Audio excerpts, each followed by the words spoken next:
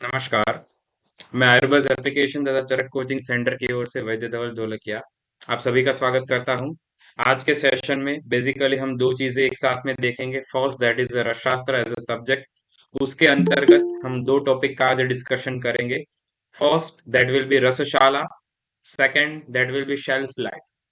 दो चीजों के ऊपर आज हम रसशास्त्र में डिस्कशन करेंगे और इसके पश्चात हम चरक सूत्र अध्याय नंबर 1 श्लोक नंबर 1 to 74 तब तक हम डिस्कशन करेंगे। तो आज के सेशन में बेसिकली संहिता पार्ट प्लस सब्जेक्ट पास पार्ट उन दोनों का हम डिस्कशन करेंगे। तो फर्स्ट है यहाँ पे रसशाला। रसशाला को याद कैसे रखना है? रसशास्त्र का कुल वेटेज एआईपीजीटी एग्जाम के अंतर्गत 6 से 8 क्वेश्चन के बीच में होता है। मिनिमम 6 से लेके 8 तक के क्वेश्चन रसशास्त्र में से पूछे जाते हैं। उन क्वेश्चन में 3 से 4 क्वेश्चन जो है वो मिनिमम रसशास्त्र का ए पार्ट उसमें से पूछे जाएंगे। रसशास्त्र पार्ट ए उसमें से मिनिमम 3 to 4 क्वेश्चन जो है वो पूछे जाएंगे। तो उसके अंतर्गत एक महत्वपूर्ण टॉपिक है रसशाला। उसको बाय कोड कैसे याद रखना है? तो रसशाला को याद रखने के लिए सबसे पहले आपको सभी दिशाओं को याद रखना है। दिशाओं को याद कैसे रखेंगे? तो उसके लिए सबसे पहले आपने बचपन में जब आप स्टैंडर्ड 5 टू स्टैंडर्ड 10 के बीच में थे तब आपने भारत का नक्शा मैप जो है वो पढ़ा होगा, वो पूछा भी जाता था। तो उसके अंतर्गत सबसे पहले हमें याद रखना है उत्तर दिशा। उत्तर दिशा में क्या है? हिमालय है। इंडियन मैप में उत्तर दिशा में हिमालय है। तो सबसे पहले हमें याद रखना है उत्तर दिशा। उत्तर दिशा में हिमालय, तो वहां पे क्या है? वेद कर्म। शुरुआत करनी है उत्तर दिशा, उत्तर में हिमालय, वहां पे क्या करना है? वेद करना है। उत्तर के एकदम राइट हैंड, उत्तर के एकदम राइट हैंड साइड पूर्व दिशा है। उत्तर के एकदम राइट हैंड साइड पूर्व दिशा है। पूर्व दिशा में या फिर उत्तरी पूर्व में सब भगवान शिव की पूजा करते हैं। उत्तरी पूर्व प्रांत में सब भगवान शिव की पूजा करते हैं। इसीलिए यहाँ पे रसशाला अंतर्गत कौन सा कर्म आएगा? रस भैरव या लिंग स्थापन। रस भैरव अर्थात शिव जी। उत्तरी पूर्व में लोग किन की पूजा करते हैं? भगवान शिव की। तो यहाँ पे सबसे पहले हमने याद रखा उत्तर दिशा, उत्तर में हिमालय है, वहां पे क्या करना है? वेद कर्म करना है।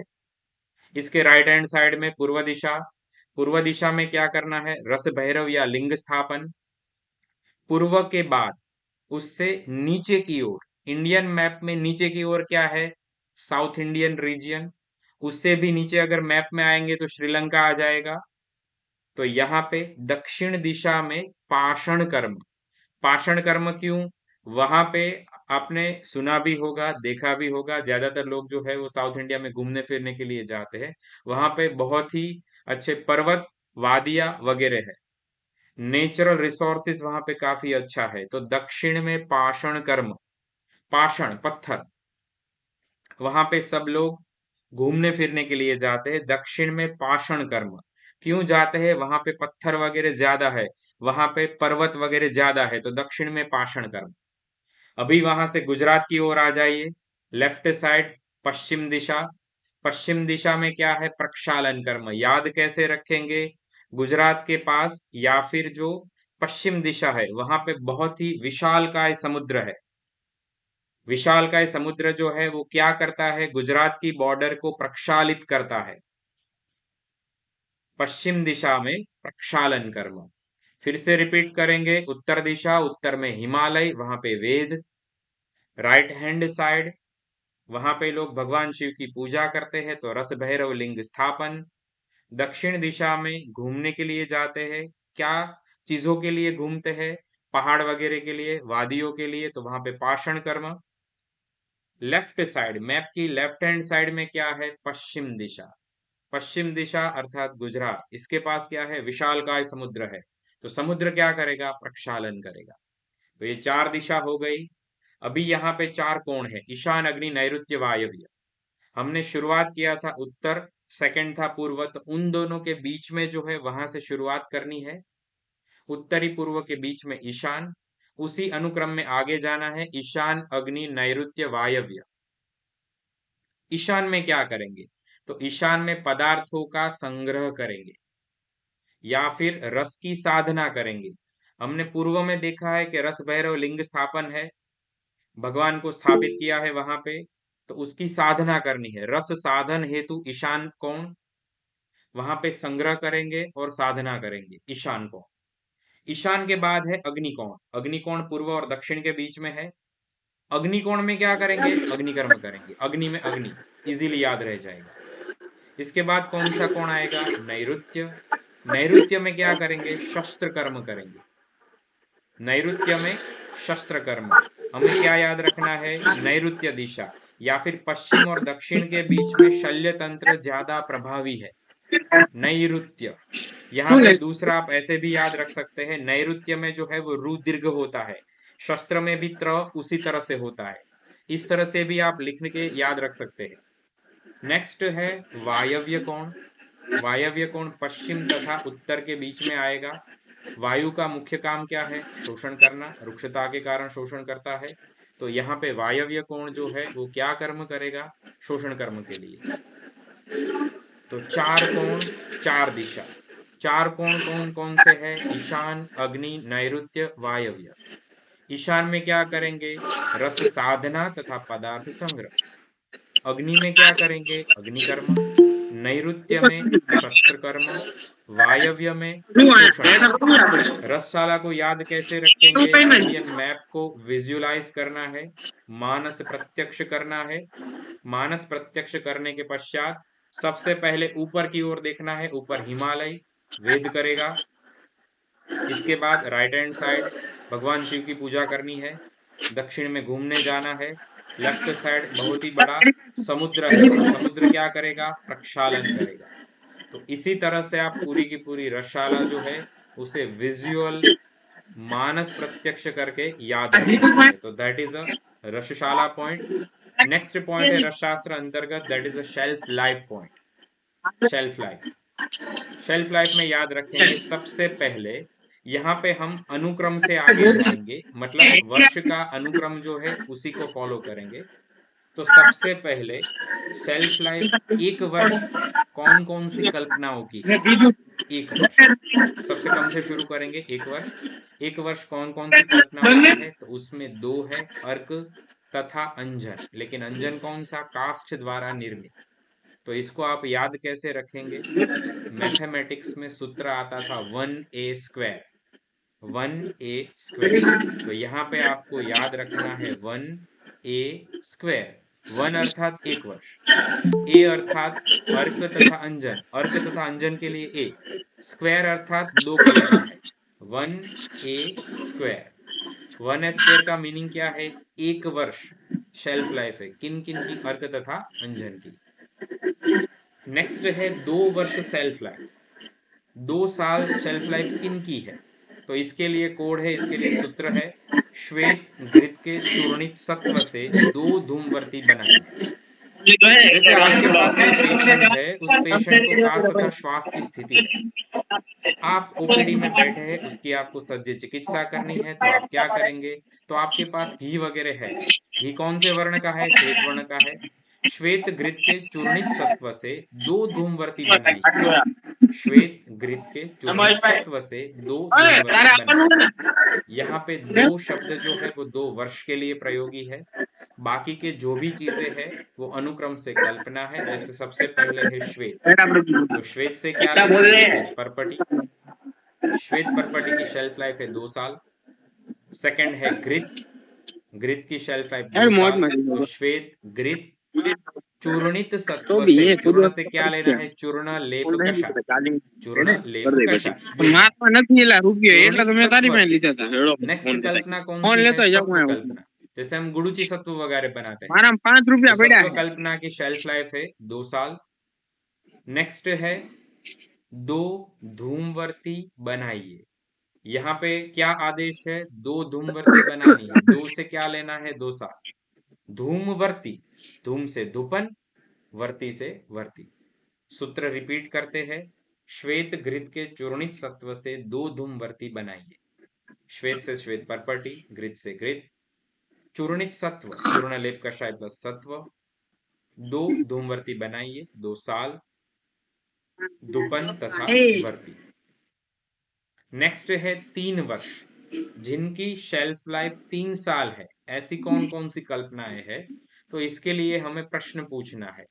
आप इमेज में देख सकते हैं, मल्ल बॉडी बिल्डर है। मल्ल कैसे बनेंगे? या फिर यह इमेज में जो दिख रहा है ऐसा बॉडी कैसे बनेगा? तो इसके लिए उपाय है, इसके आंसर है। सबसे पहले है तेल क्वाथ का अभ्यंग करें। तेल तथा क्वाथ का अभ्यंग करें। और खाने में क्या लेना है? अवले तथा शर्करा 2 बार खानी है। पेशेंट जैसे आता है तो हम बोलते हैं ना कि सुबह शाम आपको नारायण तेल से अभ्यंग करना है तथा अवले इतने टाइम खाना है, 2-2 चम्मच खाना है। तो उसी तरह से मल्ल कैसे बने? तेल और क्वाथ का अभ्यंग करें, अवले शर्करा 2 बार खाइए। यहाँ पे मल्ल कैसे बने अर्थात मलहर कल्पना कैसे बनेंगे? तेल और क्वाथ का अभ्यंग करना है अर्थात तेल तथा क्वाथ, अवले तथा शर्करा 3 बार खाइए। अवले से अवले तथा उसके वर्गीय अन्य कल्पना जैसे खंड पाक है, गुड़ पाक है। शार्कर से क्या लेना है? शार्कर तथा पानक, जिसे हम शरबत वगैरह बुलाते हैं, उस तरह की कल्पना। 3 बार खाइए से क्या है? 3 वर्ष। तो यहाँ पे 3 वर्ष जिनकी शेल्फ लाइफ है, ऐसी कल्पनाएं कौन कौन सी है? मलहर, तेल, क्वाथ, शार्कर, अवले आदि। सूत्र क्या है? मल्ल कैसे बने? तो मल्ल बनने के लिए क्या करेंगे? तेल क्वाथ का अभ्यंग करेंगे तथा अवले शर्करा 3 बार खाइए। नेक्स्ट है, इसको आपको सीधे ही याद रखना है। काष्ठ औषध तथा रस भस्म द्वारा निर्मित अंजन, इनकी शेल्फ लाइफ है 2 साल। काष्ठ औषध तथा रस द्वारा निर्मित अंजन, इसकी शेल्फ लाइफ है 3 साल। इसको सीधे ही याद रखना है। नेक्स्ट है लवण क्षार गुग्गुलू।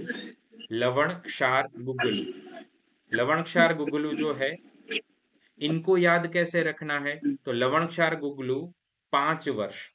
लवण क्षार गुग्गुलू, इनकी शेल्फ लाइफ है 5 वर्ष। नेक्स्ट है गुटिका अथवा वटी, जो कि मात्र काष्ठ से निर्मित है, उसकी शेल्फ लाइफ है 3 साल। गुटिका या वटी जो कि काष्ठ, रस तथा भस्म के द्वारा निर्मित है, उसकी सेल्फ लाइफ है 5 साल। गुटिका तथा वटी जो कि मात्र रस भस्म से निर्मित है, उसकी शेल्फ लाइफ है 10 साल। इसमें एक अपवाद है, ताम्र भस्म, नाग भस्म, बंग भस्म। यहाँ पे गुटिका कॉमन है, लेकिन उसके जो कंटेंट है उसमें चेंजेस है। जो केवल कास्ट से निर्मित है वो 3 साल तक अच्छा वर्क करेगी। जो कास्ट, रस तथा भस्म के द्वारा निर्मित है वो 5 साल। जो कि मात्र रस भस्म से निर्मित है वो 10 साल तक चलेगी, अच्छी तरह से चलेगी। इसमें अपवाद है ताम्र, नाग तथा बंग भस्म। नेक्स्ट है रसयोग। रसयोग जो कि काष्ठ द्वारा, रस द्वारा तथा भस्म से निर्मित है, उसकी सेल्फ लाइफ है 5 साल। यहाँ पे रसयोग कॉमन है, लेकिन अगर वो काष्ठ से निर्मित है तो 5 साल। अगर वो रस तथा भस्म से निर्मित है तो उसकी शेल्फ लाइफ है 10 साल। नेचुरली रस के कारण वो बढ़ जाएगी। इसके अपवाद है नाग भस्म, बंग भस्म तथा ताम्र भस्म। नेक्स्ट है 10 साल वाले, 10 साल जिनकी शेल्फ लाइफ है, इस तरह की कल्पनाएं।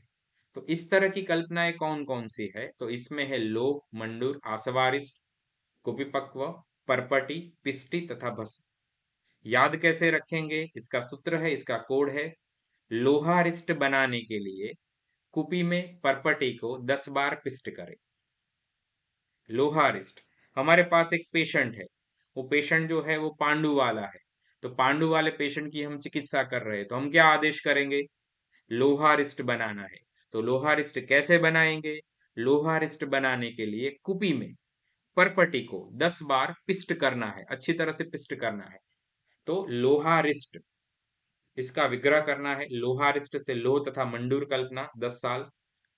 अरिष्ट से आसवारिष्ट लेना है 10 साल। बनाने के लिए क्या करना है, कुपी में परपटी को, कुपी से कुपीपक्व रसायन 10 साल, कुपी में परपटी को, परपटी की 10 साल, 10 बार पिष्ट करें। पिष्ट से क्या होगा, पिष्टी तथा भस्म दोनों आ जाएगी। तो इसकी शेल्फ लाइफ है 10 साल। इसमें नाग बंग ताम्र अपवाद है। ऑलवेज नाग ताम्र तथा बंग तीनों अपवाद में ही रहेंगे। सूत्र रिपीट करते हैं। 10 वर्ष जिनकी सेल्फ लाइफ है, ऐसी कल्पनाएं कौन कौन सी है? तो ऐसी कल्पनाओं के लिए सूत्र है, लोहा रिस्ट बनाने के लिए कुपी में परपटी को 10 बार पिष्ट करें। Thank you. ये जो रस शास्त्र अंतर्गत दो सब टॉपिक थे, शेल्फ लाइफ तथा रसशाला, यह समाप्त होते हैं।